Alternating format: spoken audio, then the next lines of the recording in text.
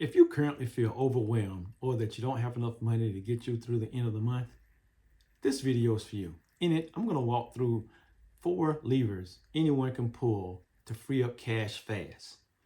Recently, I just walked a client through it and we found $537 in less than 30 minutes. And I'm going to walk you through the exact same process. So stay with me. For those that are new, welcome to the channel. I'm Dexter. On this channel, we cover strategies and tactics to help you get better at managing your money. Let's go. First, if you think about cash flow and what it really is the money you have left over, call it at the end of the month. So you take your income throughout the month and then the expenses that's paid with that and anything remaining, that's your cash flow.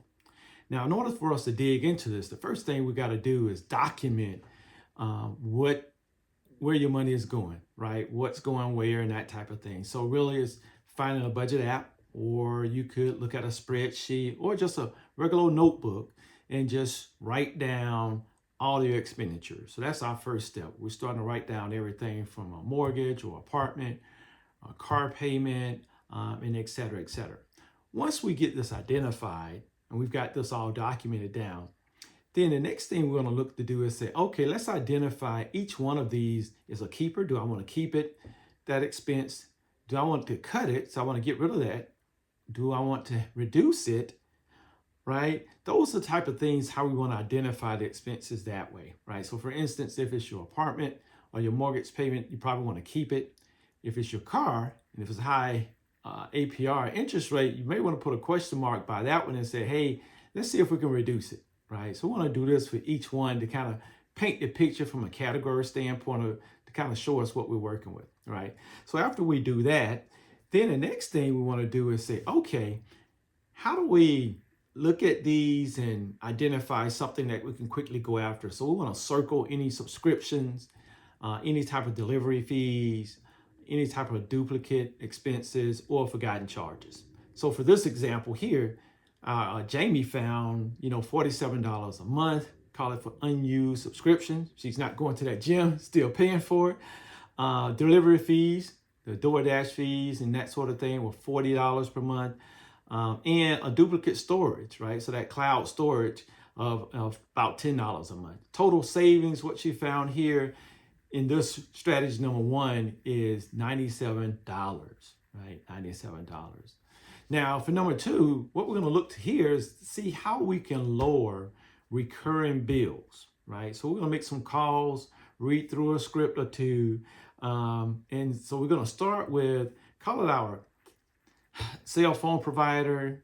We're also going to have the internet provider. And the third one here we have is an insurance for an automobile. But if you think about it, you also may have a landline. You also may have a cable provider as well. Any of those where that you can call and just read a script, a basic script. Now I have some down in the show notes for you. Essentially, we're going to say, hey, call them up. I like the service, but I'm paying, call it a certain amount. And I just saw that your competition has come out with a fee that's a lot less than this, right? Do you have any promotional rates or specials that you can put me in? And or loyalty discounts, that type of thing.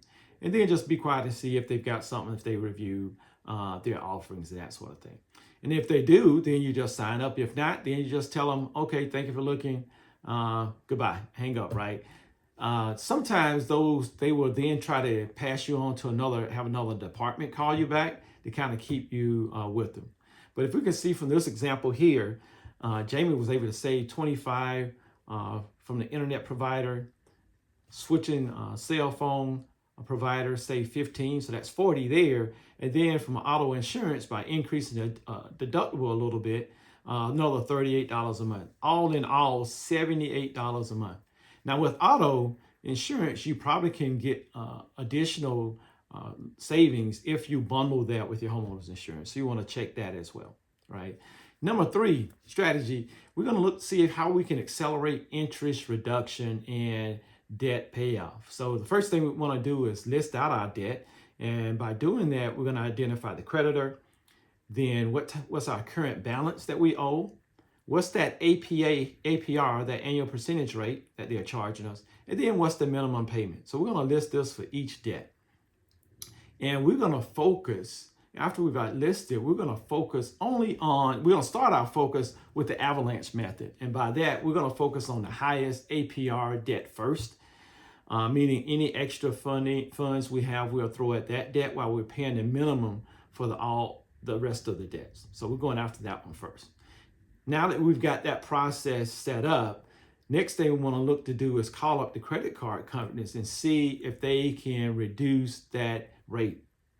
Call them up, ask them, hey, and if you've been with them for a year or more and you've been in good standings, typically they'll review and let you know if they can reduce it or not. So it's just a phone call, right? Seeing if you can get that annual percentage rate reduced there. Next, we're going to look to see if you have large balances or balances in the thousands with those credit cards. See if you can, transfer to a zero interest credit card from a balance transfer standpoint.